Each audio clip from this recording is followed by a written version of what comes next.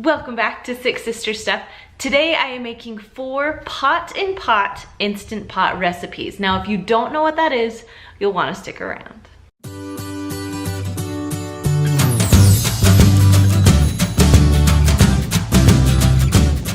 Now if you are new to the channel, welcome. My name is Kristen and every Monday I share an Instant Pot recipe with you. But today I'm going to share 4 with you, and these are called pot-in-pot recipes. Now pot-in-pot cooking is so fun because anything that you cook in your oven, you can pretty much cook in your Instant Pot if you have another pot. Now I'm going to be using my springform pan and my double stack Ecovana pans in these recipes. You can also use like a normal glass bowl if you're gonna cook a little bit of rice or anything like that. Now pot-in-pot cooking can be a little intimidating, but if you watch closely, you'll see how easy it is. Now these recipes that I'm sharing are my most favorite pot-in-pot recipes. So if you guys are ready, let's get cooking. Now the first Instant Pot recipe I'm making is Instant Pot lasagna. This is a vegetable lasagna. It's super easy to make and it tastes amazing. All right, we're just gonna start with our springform pan. Like I said before, this is the 3" by the 6". So you can get it a little bit bigger, the 7", but I'm using the 6" today. All right, we're gonna start with 1 egg. Then I'm gonna add 1 cup of ricotta cheese. Then when you're done adding the ricotta, you're gonna add your spices. So I have a ½ teaspoon of each one of these. We have salt, pepper, oregano, garlic powder, and Italian seasoning. Then you're just gonna dump those all in. Next, we're gonna add 1 cup of mozzarella cheese. Then you're gonna mix everything until it's well combined. All right, when it's all mixed together, you're gonna set that aside and pull out your springform pan. Now I am using oven-ready lasagna noodles, so I don't have to boil them. It makes it a lot easier. So I'm gonna kind of measure and then break them so they'll fit right into my pan. Now, the noodles do not have to be pretty. What you're trying to do is just cover up the bottom of the springform pan the best you can. So if you notice, I am using little pieces, and it's okay because it will cook together. All right, so I'm just adding a few more noodles on, and now I am ready to put half of my cheesy ricotta mixture in there. Then you're just gonna spread it around the best you can. Now I'm just gonna take a handful of spinach leaves and just kind of tear them up and put them right on top of the cheese. Again, it's lasagna, so it doesn't have to be pretty. Next, I have a 24-ounce jar of just traditional spaghetti sauce. You can use whatever sauce you like in your lasagna. Then just spread the sauce around right over the spinach. Now you're just going to repeat your layers. So you're going to add your noodles again. And like I said before, they don't have to be perfect because they will all cook together. Next, you're going to add the rest of the cheese mixture right on top of the noodles. Then just spread it all around. Now we're ready for the spinach again. So I just grabbed another little handful and I'm just ripping it up into pieces so it will lay as flat as I can get it. And again, you're going to add a ½ cup of your spaghetti sauce or whatever sauce you love on top of your spinach leaves. And just spread it around again. Now this is the last layer of noodles. So again, I'm gonna try and measure them so they'll fit perfectly into my little pan.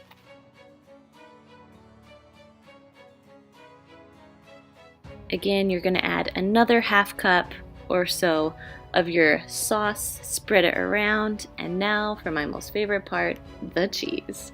So I added about a ½ cup to a cup. I like a lot of cheese, so I added about a cup. Now once you're done with that, you're gonna take a piece of foil and put it right on top of your springform pan. Now my Instant Pot came with a steam rack, and so that's what I'm gonna use today to cook my lasagna. I know there are a lot of other things you can use for your Instant Pot, but this came with mine, so we're just gonna make it easy. All right, so now I'm just adding 1 cup of water because you need water for it to pressurize. Then I'm gonna put my pan right on top. Then you're gonna put your lid on, close it, and make sure that your thing is turned to sealing, not venting, you want it on sealing. Then on your Instant Pot, you're gonna push manual and go up to 24 minutes. Then when it's done, you're gonna let it release on its own, so you're not gonna put it on venting for 15 minutes. So now I'm preheating my oven to 450 degrees. Take the foil off of your lasagna, put it in, and watch it for about 2 to 3 minutes until it's nice and golden brown on top. Then you can pull it out. I would let it sit for a few minutes before eating it so it will stay together a little bit better. So recipe number 2 is my chocolate poke cake. Now when you're making cake in the Instant Pot, I can promise you, you won't have dry cake on your hands ever. So this chocolate poke cake, you can put all kinds of stuff on it. I decided to chop up some Snickers. Now I'm going to be using the springform pan for this one. Alright, so I'm going to take a normal box chocolate cake and just dump it in a bowl. You're going to follow the directions on the back of your cake mix. So this one has 1 1/4 cup water, 3 eggs, and a 1/2 cup of oil. Now if your directions don't match mine on your cake mix, it will be just fine. Just follow the directions on your cake mix. Now you're going to go ahead and spray your springform pan with some cooking spray so your cake won't stick. Then pour your batter right into it. Now you want to leave about a 1/2 inch at the top because it will bake up a little bit. Next, cover your cake with foil. Now this is an important part because you don't want a soggy cake. So I'm going to do 2 layers of foil. Now as you put on your foil, make sure you seal it up the best that you can. Now it's not going to be perfect, but that's okay. So now I have my Instant Pot. I'm going to add my trivet to the bottom of it and add about 1 cup of water. Then go ahead and put your pan right inside. Going to close your lid. Make sure the knob is on sealing, always. And now you can do pressure cook, or if you have a manual button, it's the same thing. And you're going to go all the way up to 45 minutes. About 7 seconds after you push that, your machine's going to say on. That's a good thing. It's going to start pressurizing and then we'll start counting down. Alright, so I let it sit in there for about 4 minutes and then I did the knob to venting to let it do a quick release. Once all the pressure's out, you can go ahead and take the lid off of your Instant Pot and your cake should be all the way done. I'm going to take my new favorite clamp and pull it right out of the Instant Pot. So go ahead and take the foil off of your cake very carefully. It's going to be a little bit hot. But you're going to want your cake hot for this next part. Now it's okay if your foil sticks to the top a little bit. You could spray it with Pam so it won't stick, but this is the bottom of our cake, so it really doesn't matter that much. Alright, so now I'm poking holes in my cake. Now this cake is really thick. I should have done a knife and gone all the way to the bottom, but because I'm using a fork, we're just doing the top today. Now for my favorite part, we are adding a 1/2 cup of caramel on top of the cake. Now this is just the caramel that you can find like by the ice cream or the chocolate syrup area. It's that kind of caramel or caramel, whatever you call it. Don't be mad at me. Now you want to do a generous amount. So I did about a 1/2 cup. You can do more. If you think that's too much, go ahead and do less. But you want to do this while it's hot so the caramel will seep down into the cake. Now you can eat it right now with some ice cream. It would be delicious, but I'm going to show you what I'm going to do. So I put this in the fridge overnight. I covered it back up, and now I'm just going around the edges so it will pull out pretty quick. Putting a plate on the bottom, flipping it over, and then popping open my springform pan. Now because I sprayed it with non-stick cooking spray, the springform pan comes off so easily. And so does the top. Well, the bottom. Alright, I like to add toppings on top of my cake. So this is a Snickers bar. You could use Milky Ways, Twix, Reese's Peanut Butter Cups, whatever topping you want. Next, I'm just going to put it on top Cool Whip. I know there's Cool Whip haters out there. That's fine. You can use real whipping cream or a frosting even if you want to. So I just put some Cool Whip all over the top, then kind of clean up the edges a little bit. Add a little bit more caramel just for a cute drizzle. There's not a lot of flavor with that, but it looks good. Then I'm just going to add the Snickers that I cut up right on top. So I'm going to call this my Snickers poke cake. Now cooking cake in the Instant Pot makes it so moist and delicious. You're going to die when you try this, especially when you put the caramel in it. You can see how the caramel's gone down into each bite. Recipe number 3, I am making meatloaf and potatoes at the same time. I like to use ground turkey for this recipe, but you can use ground beef. My grandma would use ground beef. Alright, we're going to add 1/4 cup of ketchup. I'm just kind of guessing there. I like to add garlic salt. You can add normal salt and then also some pepper. This is just to give it a little bit of flavoring. Next on top, I'm going to add 2 eggs right into the bowl. Now the recipe that I am using is my grandma's. She calls for a whole onion. I didn't love that much onion, so I'm going to cut it down to a half an onion next time. And then you're going to add 1 cup of oats, old-fashioned oats. Then on top of that, you're going to add 1 tablespoon of Worcestershire sauce, or Worcestershire, or however your family says it. It's that sauce, 1 tablespoon. And then the last ingredient is tomato soup. So I'm only going to add about half the can of tomato soup here. Now, my grandma used her special trick here, and she used her hand to mix everything together. If you use beaters of some sort, it will mix it a little too much together, so using your hand is the perfect way to get the perfect texture. Alright, now that everything's ready, we're going to put stuff into the pot. So my potatoes are going on the very bottom of my pot, and I have about 10 small ones, or you can do 6 or 7 large ones. So I have 2 different kinds just because I had different potatoes in my house, just using the rest of them. Then I'm going to put my little rack right over top. If you don't have a rack, that's okay. You could put your pan right on top of the potatoes, but the rack seems to help it a little more. So these are the iwll pans that I use. I'll put a link in the description. They are amazing. I use them all the time. Now you want to make sure that it's just below the fill line so your lid will actually go on. So now that all my meat mixture is ready, I'm going to pour it right into my iwll pan. Now, if I would film this again, I would add my meatloaf on the outside of the pot, just in case it did fall down the sides. I don't want it touching my potatoes, but thankfully it didn't fall apart and it stayed all into that pan. So now I'm just spreading it out even so it will cook evenly. Alright, now that that's ready to go, I'm going to take the rest of my tomato soup, and I used way too much. I should have done half of it, but that's okay. I'm going to add a little ketchup to make up for my tomato sauce. Then you're going to do another tablespoon of Worcestershire sauce, and then 1 tablespoon of brown sugar. Now the recipe calls for 2 tablespoons, but I just like 1 tablespoon. I don't like it as sweet. So now you're just going to mix this up really, really good, and you're going to pour it right on top of your meatloaf.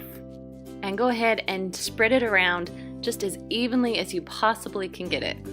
Now you don't want to skip this step because the sauce on top makes it taste so good. So now it is time to cook the meatloaf. So I'm going to put the iwll lid on first, and then I'm going to put my Instant Pot lid on. So after you put it on, make sure it's sealed tight. You want the knob turned to sealing, not venting, and I'm going to cook it on manual. Now in the iwll pot, you can do it for 25 minutes. If you're doing a loaf pan or something bigger so it's thicker, you want 30 minutes. Alright, when it's done, so the L will appear, meaning it's going to start counting up. I did a quick release. That means I turned my knob quickly so I could get all the pressure out, and I'm going to take my lid right off. Now, I wish you can be here to smell this because it smells so good. So I always do the check. I'm checking in the middle of my meatloaf, make sure it's all cooked through. If it's not, go ahead and put it back into your Instant Pot and do it for as many minutes as you think. It could be 2 minutes, it could be 10 minutes.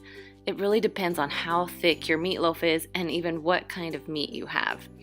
So my potatoes on the bottom, don't forget about those. Those are done now too. So I took my metal rack out. I'm just going to drain the water out so I can put the liquid in I want to add.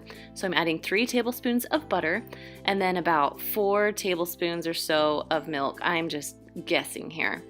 And then I just like to add a little bit of salt and pepper and go ahead and smash it. Now my potato masher was being used by my daughter, so I'm doing my chop and stir utensil, which worked just as good. Alright, my potatoes are done. You can use beaters to make these even creamier, but I like them thick. Alright, I hope you really like my Instant Pot meatloaf and mashed potatoes. Now don't worry, I have 2 printable recipes of these for you. One is the Instant Pot version, the other one is the oven versions. The 4th recipe I'm sharing with you is apple dump cake. It's so easy. I like to push start while we're eating dinner, and dessert is all ready when dinner is done. So first, I'm going to start with a little pan that will fit right inside my Instant Pot. You can use a springform pan, you can use a glass bowl even if you wanted to. So then I'm going to add a 20-ounce can of apple pie filling, and you're going to dump it just right into the bottom of your pan. After that, you're gonna spread it around the best you can. Then on top of that, you're going to add 2 cups of yellow cake mix. You could also add white cake mix or even a spice cake mix would be delicious. Then just pat it all around. Now you don't want to soak it into the apple, but you're going to press it down pretty even so when we put the butter on top, it won't spread all in one corner. Okay, so I have 4 tablespoons of butter here that I'm going to spread around the best that I can. You don't want to be mixing it in your cake mix. It will cook, I promise. You're just going to spread it.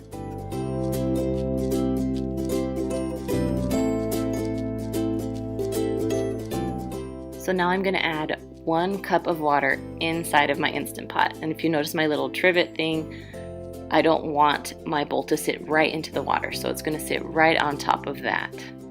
And that is all you have to do. So now you're just going to take the lid, put it on, make sure that it's on sealing and not venting. There we go, sealing. And you're going to cook it on manual for 25 minutes. Once it's done, you're going to push it over to venting because we're going to do a quick release with this one. Then when it's all done releasing its pressure, you can take the lid off and it smells amazing. Once the steam kind of goes away, then you can pull it right out. Now I love to make this right as we're eating dinner, and so it's all ready to go when dinner is done. I love to add a little bit of ice cream on top, or you can add whatever you like to put on your apple dump cake, also known as apple cobbler. Now, if you're new to the Instant Pot and you need a little bit of help, I specifically put these 2 videos up there just for you. All right, guys, I'll see you next Monday. Bye.